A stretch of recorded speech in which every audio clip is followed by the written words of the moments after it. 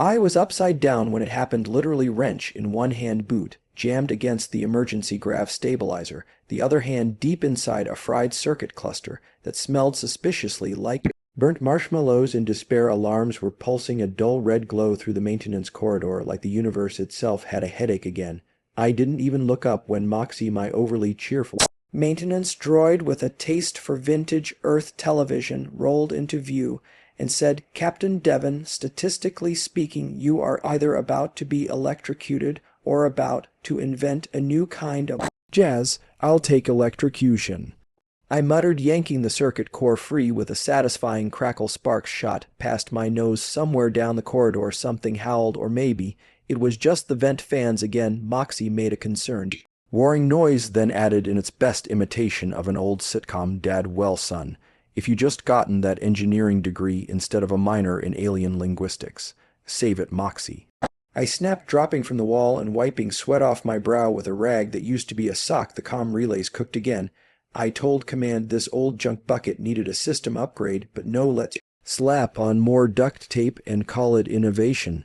Duct tape is innovation, Moxie said proudly, extending one of its little tool arms like a cowboy about to draw. I sighed and looked out through the long window that curved over the orbital maintenance bay. Space stretched around us in eerie shimmering silence. Saturn's rings glistened far below, icy and indifferent. The stars blinked like they knew something I didn't.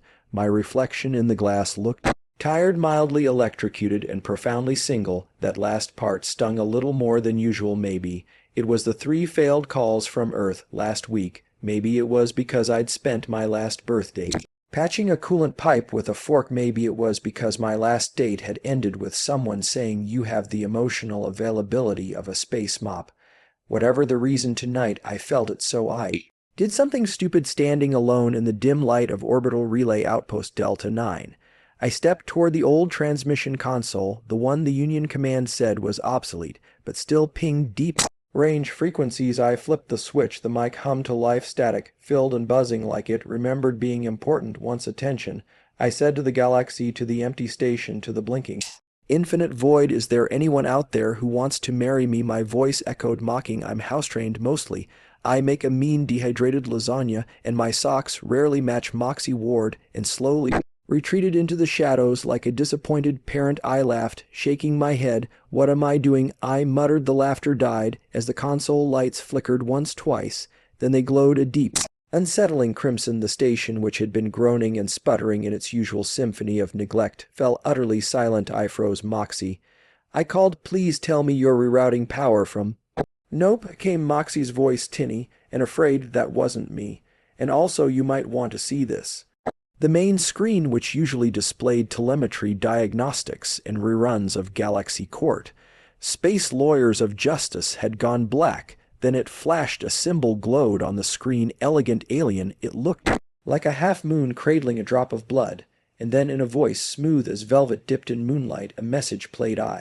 Except my mouth went dry. The voice came again, closer, warmer. "Your proposal had been received. Preparations are being made." "Oh no," I whispered. "Yes," Moxie agreed. "Oh, very much no." I was joking. It was a joke. I shouted at the mic. "Galaxy." That was sarcasm. I didn't mean. The screen blinked outside the observation window. Saturn's ring shimmered with unnatural light. Then slowly, like a shark cruising just below the surface, something moved. A vessel dropped out of warp. Sleek black, it resembled a cathedral carved from obsidian and starlight, bristling with spires and faintly humming with energy that made the air thicken in my lungs. The kind of ship that didn't just arrive. It arrived with purpose. It docked without permission, its tendrils latching onto our hull with mechanical grace. In a sound like a coffin sealing shut, klaxon screamed. Emergency protocols lit up. Moxie rolled behind a crate. I reached for the stun baton mounted near the door, more ceremonial than functional.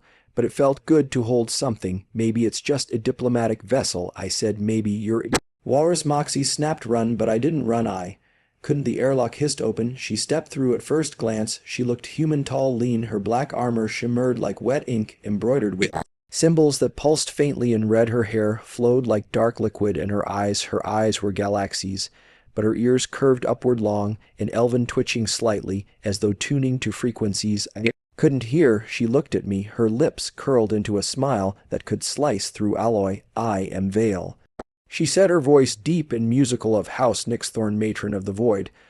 At high descendant of the crimson ecliptica, I blinked okay. I said, that's a lot of syllables. She stepped closer, inspecting me like a priceless artifact covered in coffee stains. You called. I have answered. I was kidding, I said, raising both hands. It was a joke, like haha, I'm so lonely, I'll marry an alien kind of joke. Vale tilted her head, her expression, unreadable sarcasm, is a dialect of longing. Your frequency was unmistakable, lady. I fix space toasters for a living. She smiled again, wider this time, revealing very sharp teeth. Then we shall make a home full of fixed toasters. Moxie peeked out and whispered, I give this marriage 2 weeks tops. I haven't even agreed to marry you. I barked, but you did ask. She said, simply lifting her hand. My wrist buzzed, a ring materialized on my finger. Black metal humming faintly. What the hell is this, the symbol of our union, she said. I accept your bond. I looked at the ring. I looked at her. I looked at the void outside. Okay, I said, this is fine. This is normal, totally logical consequence of screaming loneliness into deep space. Just another Tuesday. Vale's ears twitched.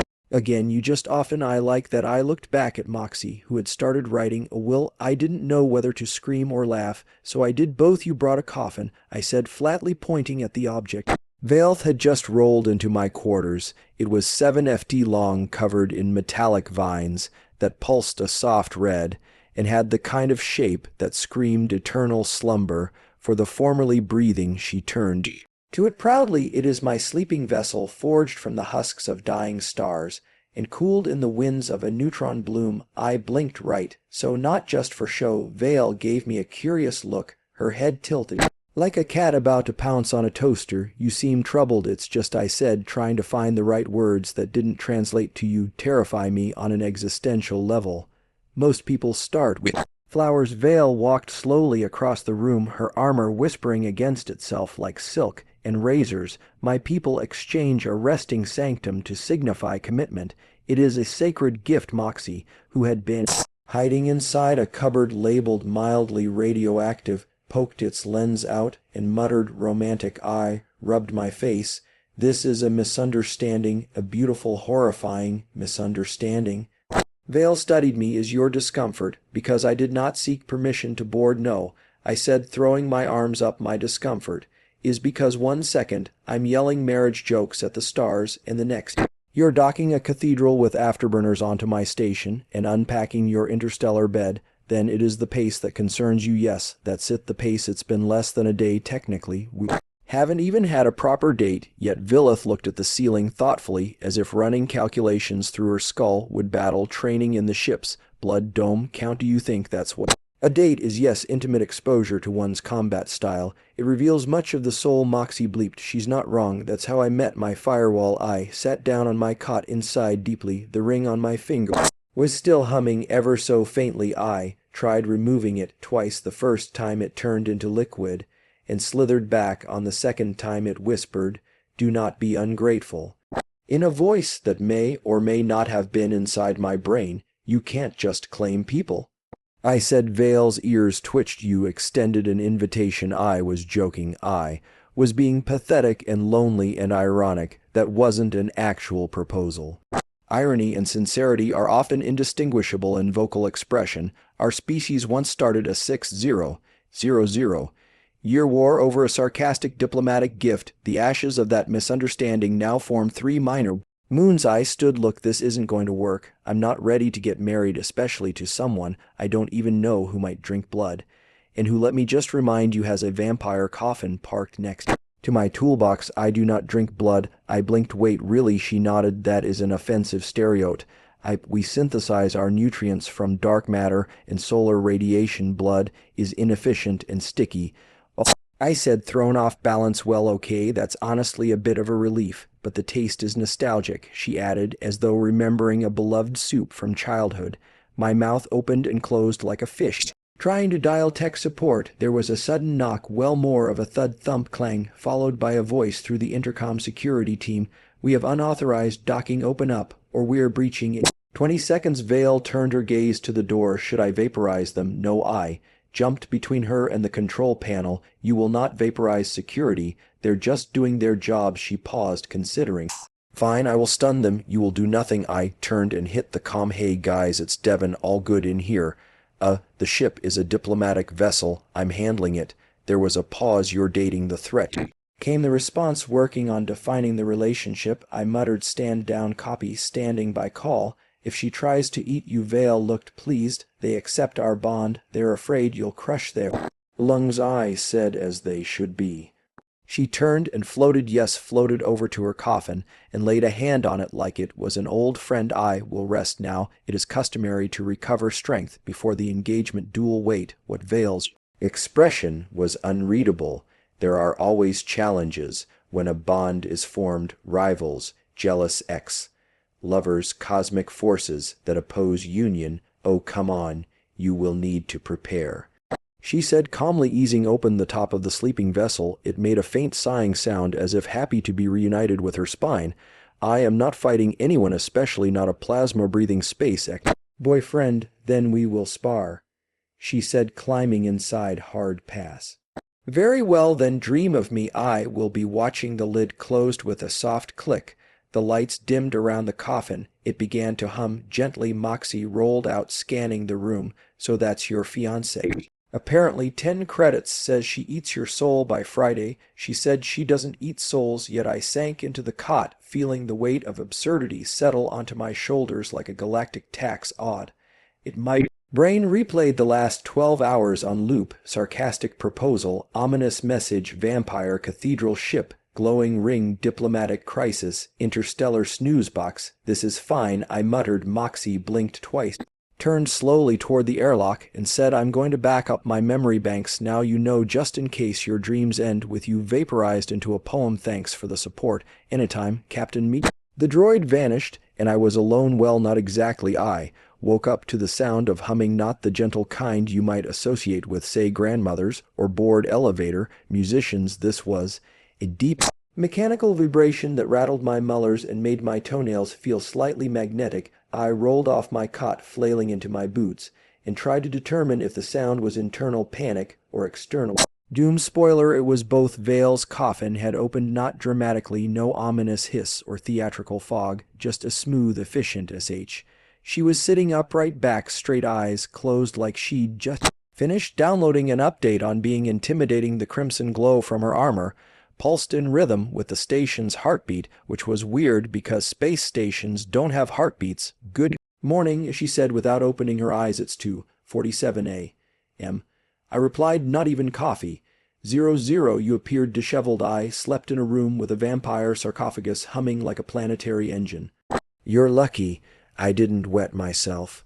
Her eyes opened, glowing faintly. You joke. When you were afraid, I joke. When I'm breathing. She stood and stretched her limbs with unnatural grace. Her ears twitched. The ship has shifted orbit slightly. Your station's alignment with Saturn's rings is now symbolically optimal for a blood-ebbing ritual. That sounds romantic, I said, and extremely concerning. It is the second most binding ceremony in our culture, only edged out by joint conquest. Great, let's aim for something less conquesty. She tilted her head. You do not wish to merge destinies through ritual. I don't even merge my laundry, I said. Also, your rituals involve blood, and I'm rather fond of all mine staying in me. Vale walked to the console and ran a hand over the controls. The display flickered and changed to a map of the sector. One icon pulsed bright red. That's not one of ours, I said. She nodded. The Council of Drenhal. They monitored the signal you sent. Wait, the stupid marriage joke. She nodded again. It triggered a summons beacon coded as a claimed signal. Other factions might interpret it as an invitation to compete. I stared at the map, slowly realizing that my single lonely cry into the void had been picked up by what essentially amounted to an intergalactic dating app with gladiatorial mechanics. You're telling me I started an alien love war, possibly a skirmish, maybe just a challenge. Dual eye blinked to win me. She looked at me like I'd asked whether stars were hot. You are now a prize of cosmic importance. Well, that explains the ego boost. I felt, brushing my teeth. She turned solemn. They will arrive within 6 cycles. You must choose a weapon or a second. I pick Moxie. There was a loud crash from the hallway, followed by a muffled, no you don't. I opened the door to find Moxie tangled in a broken mess of cabling, holding what looked like a toaster modified to fire grappling hooks. What are you doing installing defense measures if I'm going down? I'm taking a few romantic aggressors with me, Vale approached Moxie. You are his vassal, Moxie, flinched I. Prefer the term deeply underpaid emotional support unit. You will be his second in the challenge. She said simply and turned back toward the console. No. Moxie and I said at the same time yes. She said without turning, I'm not fighting over a joke marriage. I protested it is no longer a joke. It was always a joke. Vale turned, eyes narrowing. You summoned intention into the void. Now it responds. Would you dishonor the echo of your own longing? I opened my mouth, then closed it. That was a frustratingly poetic way to say you screamed into space. Now suck it up, Moxie tapped my leg with a tiny clamp. You need a plan, a real one, or we're going to be space smears on someone's battle recap podcast. I sat down at the table, ran my hands through my hair, and exhaled. All right, I'll talk to the Drenhal, explain it's a big misunderstanding. Vale didn't respond. I'll use diplomacy, I added, still no reaction with words and snacks. People love snacks. She finally looked at me. They are not known for their sense of humor. I'm not known for my muscle tone. Let's both take risks. There was a long silence. Then we prepare, she said. We will meet them at the designated site. Is that a battlefield? It is a ceremonial garden of trials. That sounds exactly like a battlefield with flowers. She gave a small, rare smile. Correct, Moxie let out a mechanical sigh. I'm going to go charge my flamethrower. There's a flamethrower. There is now. I leaned back, letting absurdity wash over me like a lukewarm bath of stress. In less than 48 hours, I'd gone from fixing interstellar vending machines to being the romantic target of ancient space nobility with a duel on the horizon, possibly involving alien flowers. I turned to Vale. You know, back on Earth, people usually swipe right, grab a coffee, maybe go for a walk, before deciding to start an intergalactic incident. She tilted her head. We value efficiency. I couldn't argue that, but as I watched her review battle maps with the quiet confidence of someone who'd once arm wrestled a neutron star, I realized something even more unsettling than blood-bonding rituals or council skirmishes. Part of me wasn't terrified anymore. Part of me was intrigued. The Drenhal vessel arrived like a thunderclap, except without courtesy of sound. 1 second, the stars were just sitting there doing their usual twinkly nothing. And the next, the black was full of jagged architecture, shaped like someone had stabbed a cathedral with an engine and then given it wings. It hovered outside my station's docking perimeter, not moving, not signaling, just watching. Valith said this was typical. I said it was creepy. Moxie said it was time to update its will. We had 6 hours until the meeting. 6 hours. That's not enough time to emotionally prepare for brunch, let alone an ancient alien trial over a misunderstanding that began with me yelling romantic despair into the void like a caffeinated idiot. Vale stood perfectly still, hands clasped behind her back, watching the incoming data. Her ears twitched occasionally like she was listening to something I couldn't hear, probably the sound of fate chuckling. They bring an orbiter, she said finally. Is that good news or like cosmic death? Bingo, bad. Neither. It means they take your worth seriously. Moxie snorted. Devon once spilled chili into the quantum relay. That's the extent of his worth. That was one time, I said, and it was low viscosity chili. Vale didn't laugh, but there was a subtle rise to her brows. Progress. She approached the panel and placed her hand against its symbols I couldn't read spiraled up from the console like they were forming language. Mid-thought, this arbiter is known as Taeline, the singularity-born. Moxie's screen flickered. That sounds like someone who names their sword. They do. Balith said, oh boy, the plan, if you could call it, that was to meet on a neutral satellite known as Sarah 4, which was, according to the database, mostly composed of crystalline sands, dangerous flora, and a breathable atmosphere that somehow still made your teeth itch. Lovely. I asked if we could bring a picnic blanket or maybe some weapons. Vale packed both. We docked on the surface in silence. The Sarah's 4 sky pulsed gently, a kaleidoscope of static blue and electric orange. The air tasted like dry lightning and root beer. I felt like my bones were buzzing. Either that or I was having a highly specific panic attack. Waiting for us at the center of the meeting ring was a figure who clearly hadn't gotten the memo about business casual. Tyrell was tall, draped in living armor that shimmered with embedded stars. His face was angular, not in a handsome way, but in the way cliffs look handsome before they crush your hover car. He held a staff that radiated ancient judgment. He looked directly at me, and said you are the one who screamed into the dark. Technically, I shouted. I said screaming is more high-pitched and less articulate. I heard the loneliness of 1,000 orbitless moons. That's impressive. I said because I mostly meant it as a joke. Terran didn't blink. There is no such thing as a joke, only truth disguised by fear. Moxie muttered, "Okay, Socrates." Vale stepped forward. He is mine by right of claim, but I allow him voice. Let him speak. Oh, good. And I said, I love speaking under cosmic pressure. Terrell nodded solemnly. Proceed. I cleared my throat mostly to fill the terrifying silence. So here's the thing. I made a sarcastic comment. You know the kind people do when they're alone in space too long. It was meant to be funny or tragically funny. You know that sweet spot between tears and chuckles. Nobody moved. What I'm saying is, I continued, I didn't mean to summon any blood oaths, challenge rituals, or potential soul duels. I'm flattered deeply. I mean, who wouldn't be flattered by being the prize in a supernatural space courtship? But I didn't know the rules. I didn't know I was transmitting on galactic Tinder with the dual The death filter turned on. Tyrion was silent for a long moment. Then you admit to ignorance? Absolutely. I said if ignorance were a sport, I'd be the MVP of this quadrant. He turned to Valith. He lacks honor. He possesses humor, she said, and humility that is rarer than force. Is he worth protection? She looked at me, and her voice dropped into something soft but unbreakable. Yes. Terrell turned to Moxie. And you are his witness? I'm his accountant/escape plan, Moxie said, and I can confirm that Devon is, while statistically unimpressive, remarkably good at staying alive, often by accident. Noted. Teal said. Then we shall proceed to the right of intent. Wait, what's that affirmation? Valise said without combat. I exhaled, relieved. In theory. She added, why add that last part? Tyrion gestured, and the earth beneath our feet pulsed. A ring of luminous crystals rose, each one vibrating with sound that hadn't yet decided whether to be music or menace. In the center was a platform hovering 3 ft above the ground. Step forward, Devon of Earth. The Arbiter said, speak your intent. I stepped onto the platform, my palms sweaty enough to short out minor electronics. Crystals pulsed. My intent, I began, is to not die, and ideally to leave here with all my blood still inside me. The crystals change color. I took that as a continue. I don't know what I want yet, but I want to find out with honesty, with choice, not out of obligation. There was silence, and then the crystals turned green. I assume that meant not death. Tyroline turned to Valith. And you, my intent is to understand his orbit, to protect, not possess, to walk beside, not ahead. Crystals pulsed violet. That seemed good. Tyroline lifted his staff. Then it is noted the bond is not sealed, but acknowledged.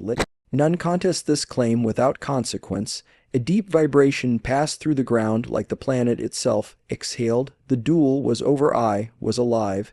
And for the first time since this whole mess started, I wasn't entirely sure I wanted to run away. The moment we stepped back aboard the station, the lights flickered like they were reconsidering our presence. The artificial gravity lagged for a split second, then stabilized with a reluctant hum, as if even the station had expected me to come back in a bag of regret and failure. But I was intact, breathing, mostly untraumatized, and apparently tentatively acknowledged by a galactic death priest as a valid participant in an interstellar misunderstanding. So you know progress. Moxie rolled ahead of us with the proud swagger of a toaster that had survived a thunderstorm. Well, congratulations, Devon, you're officially the most romantically dramatic human in the quadrant. Don't forget, accidentally spiritually betrothed to a vampire alien. I said. Right, she beeped. I'd leave that off your resume unless you're applying to a soap opera. Velith was quiet.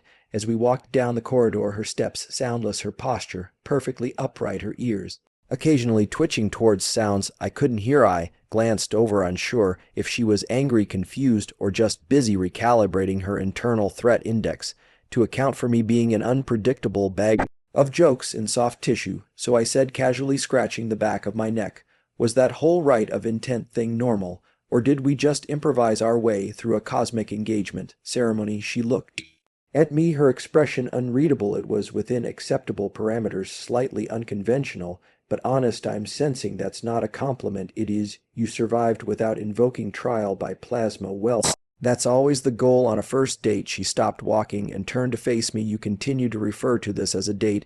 I shrugged. I mean, there was ritual, fancy words, glowing rocks. We didn't Honestly, it's going better than half the dates I had in college. Her lips quirked just barely. Your humor is disarming, that's the idea. If I keep everyone confused, nobody stabs me. We reached the common room. The main monitor had updated itself while we were gone. A new transmission was in the queue, marked with an encryption level. I hadn't even known. We had Moxie rolled toward the console and scanned. The header "This came from the Zelmer Republic. Vale's head tilted slightly. Unexpected. Are they friendlier than the Drenhal? They hold a more academic view of bonding rituals, less blood, more debate. Oh, thank God, I muttered. I might finally win something through talking. Moxie tapped the console, and a hologram popped up. A Zelleran diplomat in a crisp silver uniform, long feathery antenna twitching above their head like they were picking up invisible radio. Shows the message began without preamble to the human, who broadcast an unclaimed marital call into the void. Greetings, we have reviewed your emotional data signature. After rigorous analysis, we believe you may be a viable candidate for the honor sync trials of House Zelmer. A delegate will arrive within 72 hours. Prepare. The hologram winked out. I blinked. Wait, so now another alien race wants to marry me? Moxie tilted toward me. You're trending. This is not how I imagined becoming popular. Vale's eyes narrowed. Zelmer trials are verbal, but they are not gentle. You must defend your identity, your intention, your emotional continuity. I don't even know what I had for breakfast yesterday. I said, how am I supposed to defend my emotional continuity? You must declare what you are and prove it with coherence. I've never been coherent in my life. Moxie beeped cheerfully. We've noticed. Vale crossed the room and pulled a long, thin device from wall panel, a training rod. I'd seen her use it once to parry a plasma knife. While yawning, she handed it to me. I don't need to fight the Zellerians. I said, this is not for them. She replied, it is for you. Balance is not just physical. I was always more of a falling down in style guy. Then we begin with falling. She led me to the empty gym bay, a smooth, wide room with gravity you could dial up, down depending on how masochistic you were feeling. Vale set it to 1.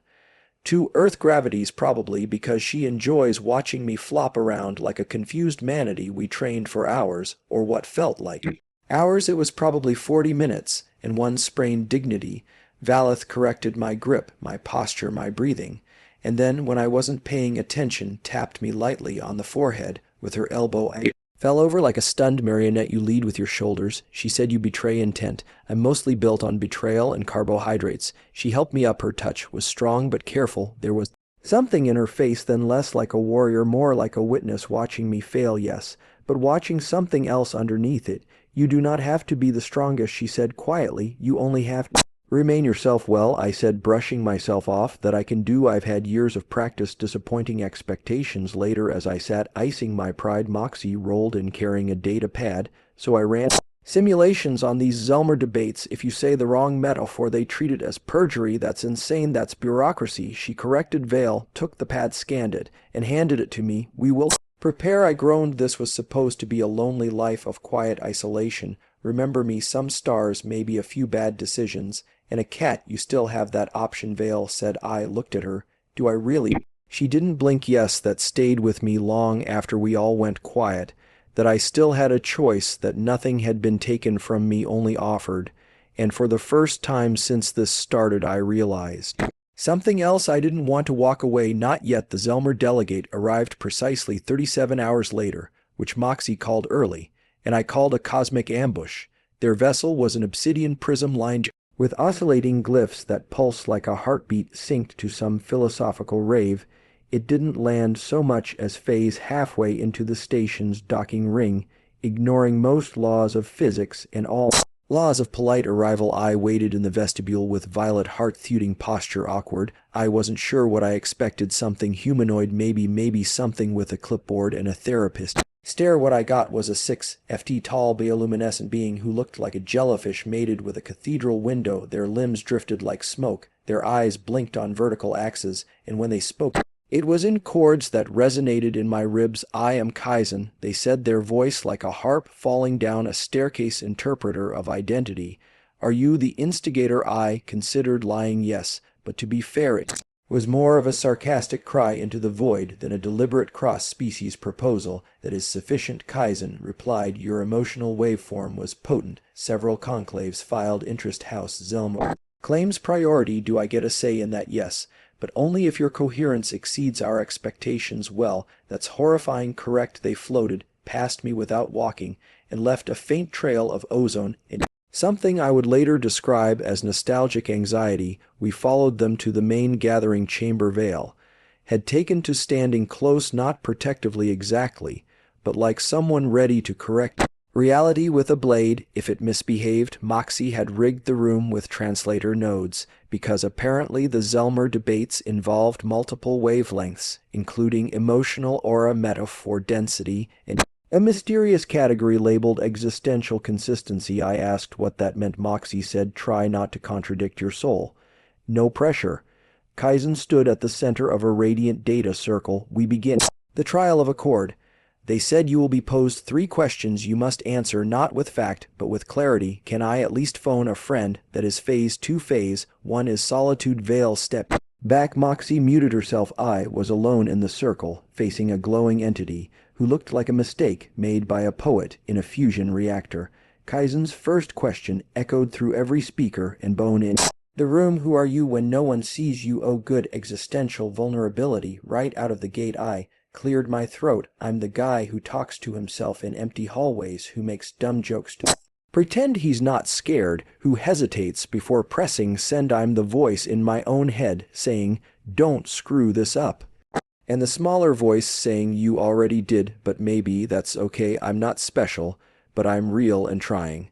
There was silence. The light shifted. The air tasted like citrus and static. Kaizen tilted slightly. Second question, what do you fear you truly want? That I want connection, but I don't know how to not ruin it. That I want to matter, that I want to be seen, really seen, and not flinch when someone doesn't like what they find. That I want someone who chooses me not because I'm impressive, but because I'm awkward. Metaphors. And all this time the silence lasted longer. A soft hum rippled through the room like someone was tuning a cosmic violin. Final question, Kaizen said, why did you call out? That was one that hit hardest. Because I was tired, I said quietly, because space is loud and empty all at once, because I didn't think anyone would hear, and that felt safer than hoping, because I was alone and I didn't want to be. Not really. Kaizen didn't reply immediately. The chamber lights dimmed, then flared again, brighter than before. Their voice returned, softened by something almost like reverence. Coherence exceeds statistical probability. Your metaphors align. House Zelmer acknowledges your truth. Oh, thank God. We also extend honorary scholastic union status. They added, wait, what does that mean? It is a formal offer to join our cognitive heritage. You may decline, but understand you are now a known entity. You mean I'm famous in certain academic circles? Kaizen confirmed. That's not nearly as fun as it sounds. The trial ended not with applause, but with a gentle pulse of recognition. Kaizen bowed, or at least dipped in a way that felt ceremonial, and glided out of the room, leaving behind an envelope. An actual envelope. Moxie scanned it immediately and announced it was safe, which I appreciated given the last letter I received exploded in 14-dimensional irony. Inside the envelope was a small date, crystal, and a note. Your loneliness resonated. We hope your clarity endures. Veil approached me quietly. You did not collapse, not yet, I said, but I am holding out for a celebratory nap. She tilted her head. You were afraid still, but you did not lie. That is strength or poor impulse control. You did well. I looked at her, studying the edges of her composure. Do you think I passed some kind of test? No, she said. I think you stopped testing yourself later in the quiet of my quarters. I stared at the stars and wondered how many people were still out there shouting into the dark, hoping someone would answer.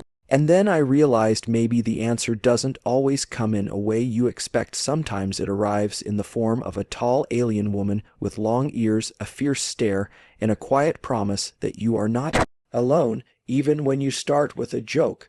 I woke up to the sound of Moxie screaming, not screaming in a panicked, we're under attack kind of way. It was more of a digital shriek of discovery, the type she only emitted when she found a new, deeply upsetting galactic regulation, or when the coffee synthesizer was on the fritz again and giving out hot soup labeled espresso. I sat up groggy, blinking at the wall as it unhelpfully scrolled through news headlines from 3 solar systems ago. Moxie, I mumbled, please tell me this isn't another interstellar engagement offer. Worse, she chirped from the quarter.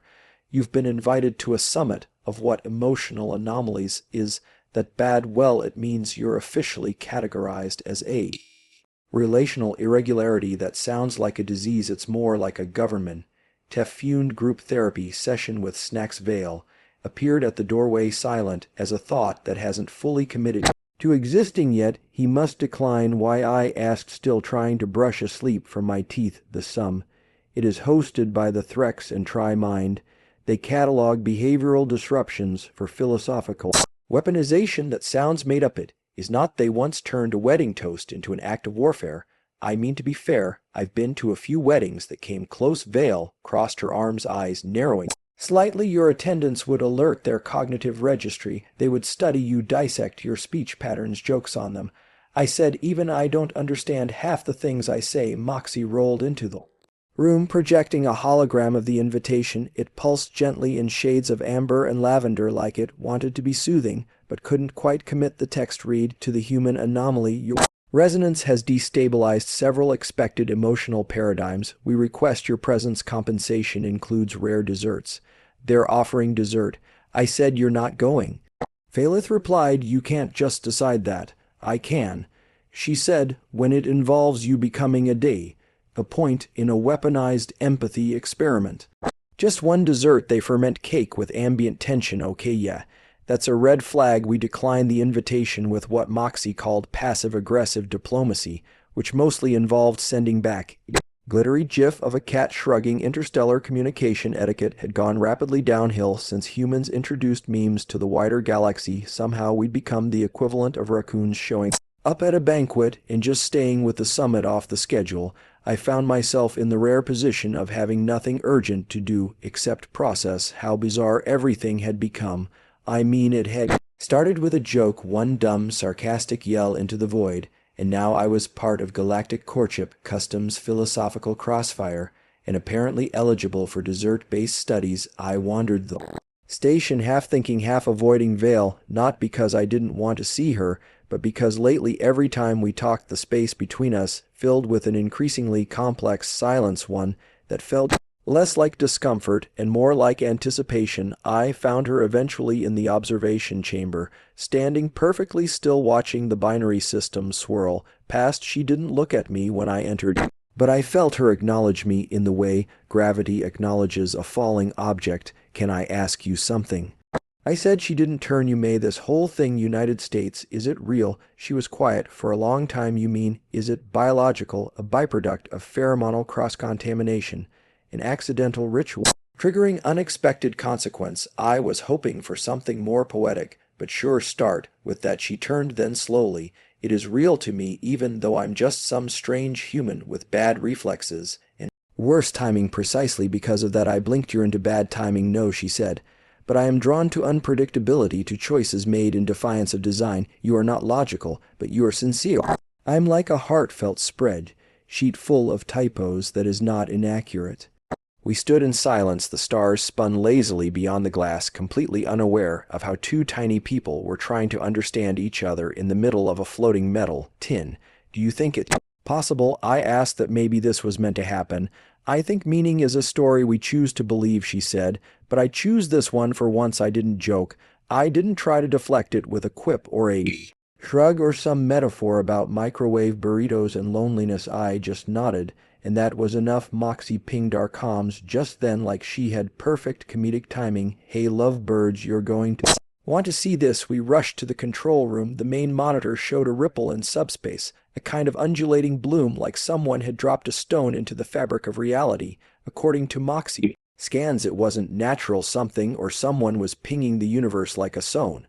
Or what is that? I asked. It's a summoning signal, she said, and it's encoded in your voice. My what now? She rewound waveform. I heard my own voice, warped and fragmented. Is there anyone who wants to marry me? Followed by a pulse. Then a response, not Valeth's, this time not a single being, a chorus. I said, my throat going dry. How many species did that joke reach? Best guess. Moxie said all of them. The signal pulsing through subspace was growing stronger. A cosmic symphony, expanding beyond any single species reach. Was no longer a whisper, but a chorus, an invitation broadcast across light years. I stood on the observation deck of the station, Valeth by my side, Moxie humming quietly in the background as she analyzed the incoming data with relentless curiosity. So apparently, I said, rubbing my temple, my little joke is now the intergalactic version of a viral meme, except instead of cute cats, it's marriage. Proposals fail, smiled her kind of smile subtle, but real. You have created a nexus of connection. Few do so unintentionally. I, snorted I, prefer to think of it as accidental chaos with mild consequences. Chaos often bursts order, she said, or at least new possibilities. I glanced at her long, elegant ears catching the starlight, and thought how strange it was that the alien woman who once terrified me had become my anchor, not just because she was alien, not because of her elven ears or her quiet strength, but because she had shown me a different kind of courage, the bravery to be vulnerable. Remember when I shouted that joke at the universe, thought I was just airing some midlife crisis on a whim? I said. Vale nodded. And now I realize it was a call not for an answer exactly, but for connection. Someone or something to say. I see you. Moxie beeped, drawing our attention. The data stream on her screen showed incoming responses, dozens, then hundreds, species from the farthest reaches replying in forms both familiar and bizarre. It was a cosmic dance of acknowledgement, a ripple of recognition spreading faster than light message. Seems like the universe is in the mood for weddings, I joked. Vale laughed softly. And you human are at the center of it, center of chaos. Maybe, I said, but also of something more. She added. Growth, understanding, connection. The station's AI suddenly interrupted with a low, melodious tone. An incoming transmission from House Zelmer. The hologram of Kaizen shimmered into existence, their bioluminescent form casting prismatic shadows across the room. We acknowledge your evolution, Kaizen said, voice echoing like a symphony of light and sound.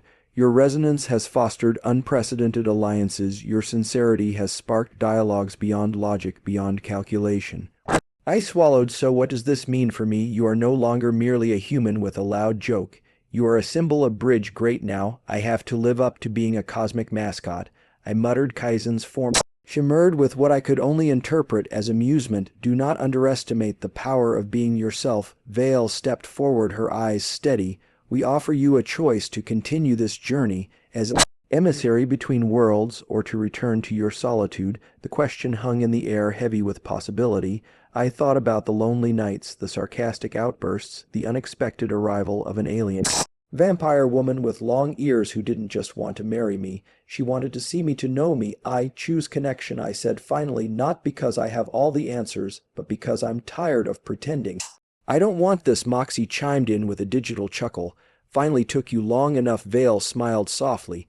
Then the next chapter begins. In the weeks that followed, life transformed. I learned to navigate the complexities of interspecies courtship rituals, decoding the subtle cues of beings who communicated through light thought and sometimes interpretive dance. Valeth taught me patience and honesty, showing that love could be both fierce and gentle. I found humor in the absurdity of galactic match, making bureaucracies in the endless misunderstandings when metaphors got lost in translation, and in the fact that somewhere out there dozens of species now knew my voice and my terrible jokes. One evening, under the shifting colors of a binary sunset, Vale reached for my hand. You have changed, so have you. Together we are less alone, even if it started with a joke. She smiled, her eyes glinting with a light older than stars. Sometimes the universe answers in ways we cannot predict, and in that moment, I understood that my journey wasn't about avoiding loneliness or finding a neat ending. It was about embracing the unexpected, laughing at the cosmic joke, and finding someone who would laugh with me. Because sometimes the greatest adventure is simply saying yes to whatever comes.